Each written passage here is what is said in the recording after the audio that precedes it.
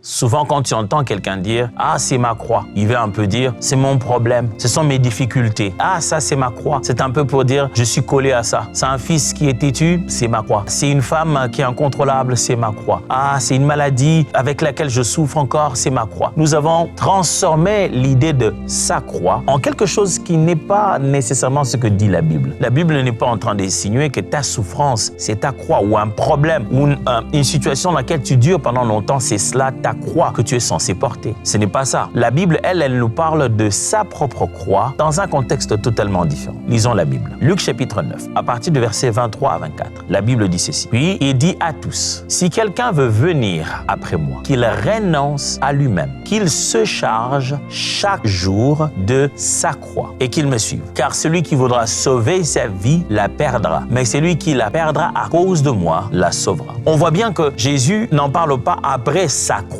à lui. Non, c'est pas que Jésus a porté sa croix à Golgotha, il est mort et puis il dit hey, la croix c'était dur. Allez les amis, que chacun prenne sa propre croix. Et c'est dur de porter la croix de tout le monde. Pas du tout. Bien avant même que Jésus ne prenne la croix jusqu'à Golgotha, il a commencé déjà dans son enseignement à dire à ceux qui le suivaient, si quelqu'un vient après moi, qu'il renonce à lui-même et qu'il se charge de sa propre croix. Donc ceux à qui il parle, ils connaissent très bien qu'est-ce que c'est qu'une croix. Ils savent que voilà, la personne qui est prévue être crucifiée, elle doit porter sa croix jusqu'au lieu de la crucifixion. Ils comprennent l'image qu'il utilise. Ils ne sont même pas encore conscients au moment où Jésus parle. Ils ne sont pas conscients que Jésus lui-même mourrait par la croix. Non, si on reste dans le temps, cet événement a lieu bien avant que Jésus-Christ ne puisse mourir à la croix. Donc quand il leur parle de leur croix, ils ne s'imaginent pas que Jésus aura sa croix. Il est bien clair qu'il est question ici de renoncement à soi-même. Celui qui veut suivre Jésus devrait s'abandonner, renoncer et se charger chaque jour.